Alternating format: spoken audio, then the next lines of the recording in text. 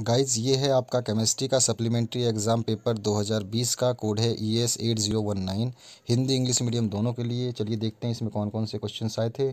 आपके जो दूसरे सब्जेक्ट है सप्लीमेंट्री एग्ज़ाम के और मेन एग्ज़ाम के सभी विषय के हमने जो आपके क्वेश्चन पेपर्स हैं उनको अपलोड कर दिया है। इसी वीडियो के डिस्क्रिप्शन बॉक्स में आपको उसकी लिंक मिल जाएगी। अगर लिंक नहीं मिलती तो आप हमें कमेंट सेक्शन में कमेंट ज़रूर करें।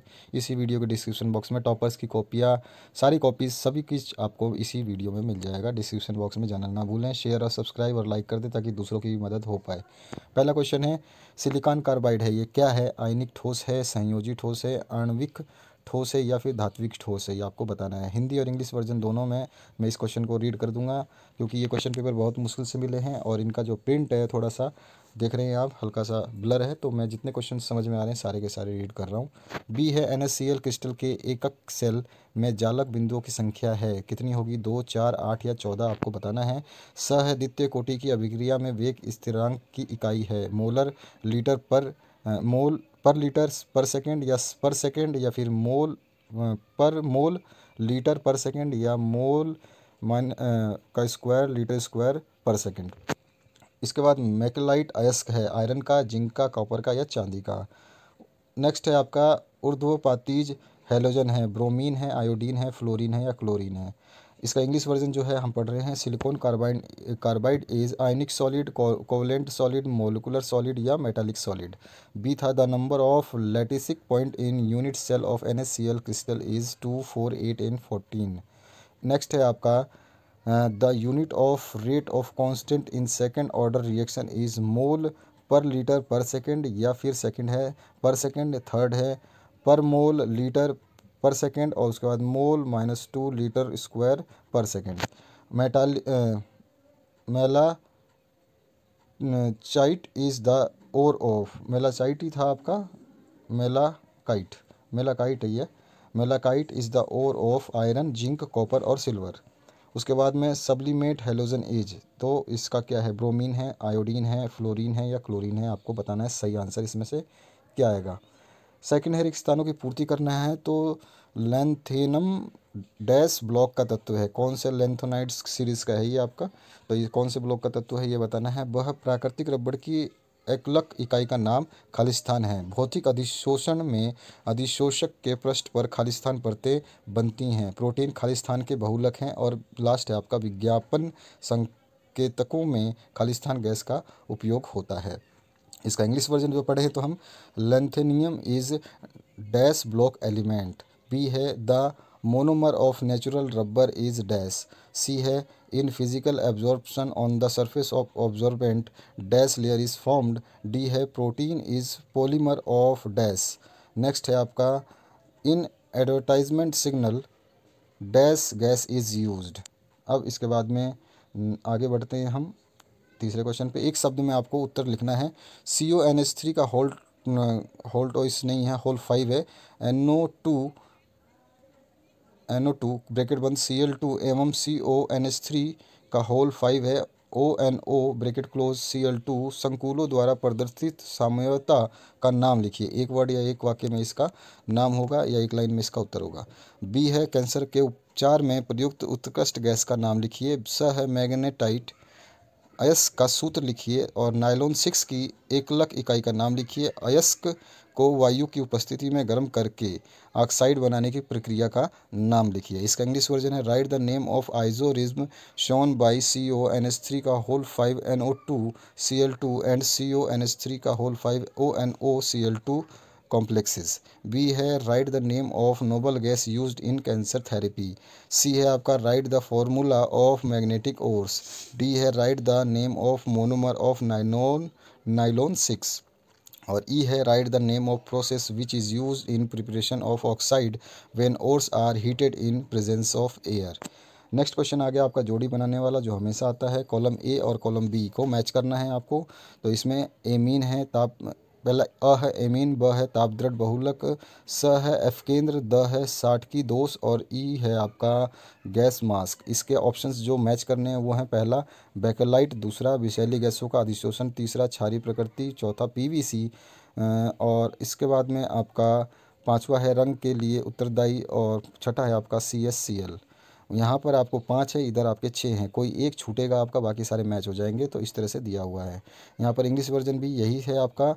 अगर मैं पढ़ना चाहूँ ABCDE को लाइन से, तो एमाइन है आपका, थर्मोसेटिंग पॉलीमर है, और F सेंटर है, फिर शॉर्ट की डिफेक्ट है, और गैस मास्क है। अगर इधर मैं बी कॉलम पढ़ना चाहूँ तो बैकेलाइट है, दूसरा है absorption of poisonous gas, third है बेसिक नेचर, फोर्थ है PVC, फिफ्थ है आपका रिस्पॉन्सिबल फॉर कलर, और सिक्स्थ है CSCl। आगे बढ़ते हैं 5वें क्वेश्चन पे।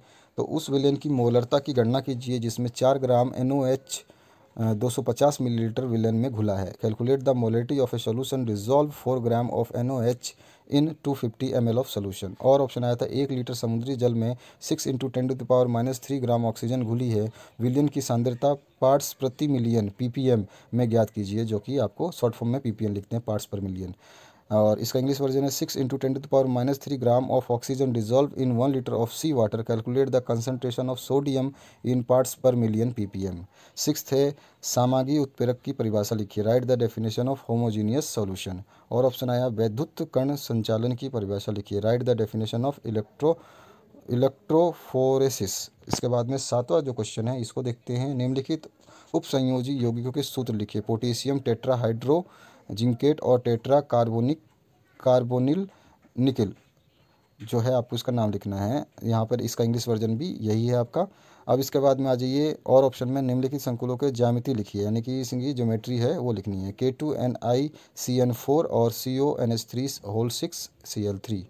तो इनमें से आपको जो चूज़ करना है वो चूज़ करके आप लिख सकते हैं। 8वां क्वेश्चन है, एक अयापशील ठोस विलय के 1 ग्राम को 50 ग्राम बेंजीन के घोल में हिमांक में 0.40 केल्विन की कमी हो जाती है। बेंजीन का हिमांक अयनमन स्थिरांक 5.12 केल्विन किलोग्राम पर मोल है। विलेन का मोलर द्रव्यमान ज्ञात करना है। 1 gram of non volatile solute dissolve in 50 gram of benzene, then the freezing point of solution is decreased to 0.40 Kelvin. The freezing lowering constant of benzene is 5.12 Kelvin kilogram per mole. Calculate the molar mass of solute. और option में आया निम्नलिखित की परिभाषा आपको लिखनी है, definition लिखनी है। समपरासारी विलयन, व्युत्क्रम परासरण और अनादर्श विलयन। तो इसको इंग्लिश में देखें तो ऑस्मोटिक सॉल्यूशन, इन्वर्स ऑस्मोसिस और नॉन आइडियल सॉल्यूशन। 9वें क्वेश्चन की बात करें तो प्राथमिक, द्वितीयक एवं तृतीयक एमीन में विभेद का हिंग्सबर्ग परीक्षण लिखिए। Write Hinsberg test, differentiate primary, secondary and tertiary amine. और ऑप्शन में आया था निम्नलिखित अभिक्रियाओं के रासायनिक समीकरण दीजिए। गाटरमैन अभिक्रिया, डाईएजोनीकरण और कार्बिल एमीन अभिक्रिया। तो अगर इसको हम इंग्लिश में देखें तो वही है गाटरमैन रिएक्शन, डाइयोजोटाइजेशन और कार्बिल एमाइन रिएक्शन।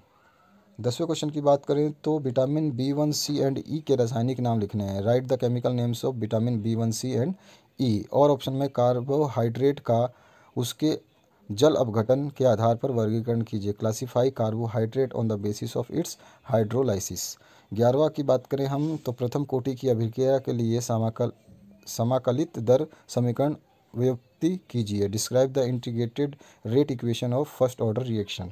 और ऑप्शन में आया था आपका अर्हीनियस समीकरण लिखिए और सक्रियण ऊर्जा की परिभाषा लिखिए। राइट अर्हीनियस इक्वेशन और write the definition of activation energy.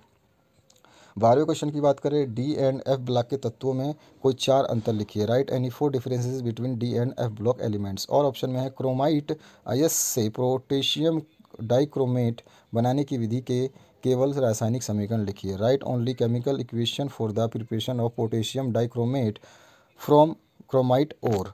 13वें question की बात करें तो यहाँ पे लिखा है निम्नलिखित अभिक्रियाओं के रासायनिक समीकरण लिखिए। वुडवर्थ फिटिंग अभिक्रिया, सेंडमेयर अभिक्रिया, विलोपन अभिक्रिया और फिटिंग अभिक्रिया।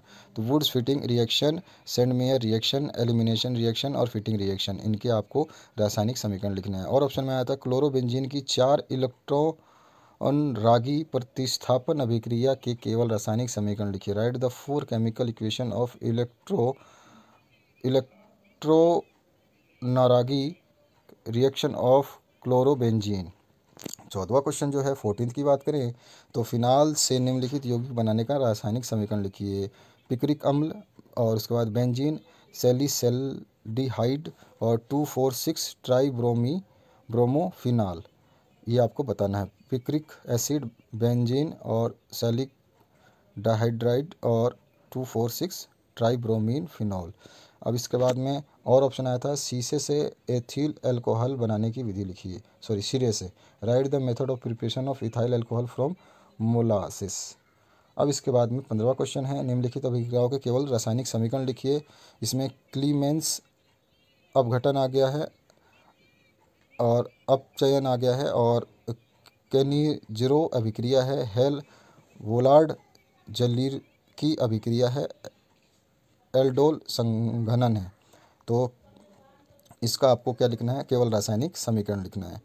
इसके बाद में हम बात करें और ऑप्शन की, तो निम्नलिखित परिवर्तन कैसे करोगे, केवल रासायनिक समीकरण लिखना है आपको। तो इसमें टाइलुइन के बेंजिलहाइड में, और दूसरा है बेंजोइल क्लोराइड से बेंजिलहाइड में, और तीसरा है एथेनोइक अम्ल से एथेनोइक एनहाइड्राइड में, और फोर्थ है एथेनल से एथेन में। आपको ये सब चीज़ें बनानी है। यहाँ पे देखिए, टुइलिन से बेंजेलहाइड में, और बेंजोइल क्लोराइड टू बेंजिलहाइड में, और ethanoic acid to ethanoic aldehyde में, और उसके बाद में एथेनल से एथेन में। नेक्स्ट क्वेश्चन जो 16वां, ये बहुत ज़्यादा मिटा हुआ क्वेश्चन है, दिखाई नहीं दे रहा, फिर भी मैं थोड़ा सा क्लियर करने की कोशिश करता हूँ। इसमें क्या है, आणविक मोलरता किसे कहते हैं, इसका मात्रक आपको लिखना है। यानी कि अगर इंग्लिश में बात करें तो what is molecular conductivity, rights its unit. और दूसरा है अनंत तनुता पर CnCl मापने की। अभी इसमें दिखाई नहीं दे रहा, तो इस क्वेश्चन को छोड़ देते हैं। अगर आपको समझ में आ रहा है तो अपने बुक से इसको मैच कर ले। 17वें क्वेश्चन की तरफ मूव करते हैं, वहाँ पे हमको क्लियर साफ है। तो 17वां क्वेश्चन है, फ्लोरीन केवल -1 ऑक्सीकरण अवस्था प्रदर्शित करता है, क्यों। और बी है आपका, फॉस्फोरस के किन्हीं 3 ऑक्सी एसिड के नाम एवं संरचना सूत्र लिखिए। ये आपको बताना है। Fluorine shows only -1 oxidation state, why, और write the names and structure formula of any 3 oxy acid of phosphorus के आपको जो है लिखने हैं। और ऑप्शन में आया XeF2 एंड XeF6 की संरचनाएं आपको बनानी है। और फार्फिन का क्वथनांक अमोनिया की अपेक्षा कम होता है, क्यों। ये XeF2 और XeF6 जो है, ये आपका राजस्थान बोर्ड के 12th क्लास के एग्जामिनेशन 2020 में ये पूछा गया था। और बहुत सारे क्वेश्चंस आपके आए हुए हैं जो वहाँ पे भी पूछे गए थे। और सी है आपका, समूह 16 के तत्वों को कैल्कोजन क्यों कहते हैं। और इंग्लिश वर्जन है, draw the structure of XeF2 and XeF6। और बी है, boiling point of phosphine is lower than ammonia, why, आपको बताना है। और इसके बाद में वाई ग्रुप 16 एलिमेंट और कॉल्ड जो है आपके कैल्कोजन कहलाते हैं, ये क्यों आपको बताना है। 18वें क्वेश्चन की बात करें तो आपका अंतिम क्वेश्चन है, अ पार्ट, ब पार्ट और स पार्ट। बृहद स्पेक्ट्रम जीवाणुनाशी क्या है, एक उदाहरण लिखिए। खाद्य परीक्षक क्या है, एक उदाहरण लिखिए। डेटॉल के संघटकों के नाम लिखिए। What is broad spectrum antibiotic, write one example. What is food preservative, write an example. Write the name of components of Dettol. और ऑप्शन में आता है, जैव निम्नकृत एवं जैव अनिम्नकृत अपमार्जक क्या है। वह है आपका, अस्पोर्टम का उपयोग केवल ठंडे खाद्य पदार्थ में किया जाता है, क्यों। और अस्यापक पीड़ाहारी एवं स्वापक पीड़ाहारी किसे कहते हैं, इसके उदाहरण लिखिए। अस्थापक, तो इसके इंग्लिश वर्जन है, what is biodegradable and non biodegradable detergents. और why aspartame is use only for cold food, aspartame. और सी है, what is non narcotic and narcotic analysis, write its examples. तो आशा करता हूँ ये पूरा वीडियो आपको समझ में आ गया होगा। अपने दोस्तों के साथ शेयर करें। सभी की लिंक इसी वीडियो के डिस्क्रिप्शन में दी गई है, आप जा सकते हैं, देख सकते हैं। कोई लिंक नहीं मिले तो हमें कमेंट करिए। आपके टॉपर्स की कॉपी या प्रीवियस ईयर के क्वेश्चन पेपर, सप्लीमेंट्री एग्जाम के question paper A to Z आपको यहाँ पे प्रोवाइड कर दी गई हैं। Thank you very much for watching this video. Share करना बिल्कुल भी ना भूलें।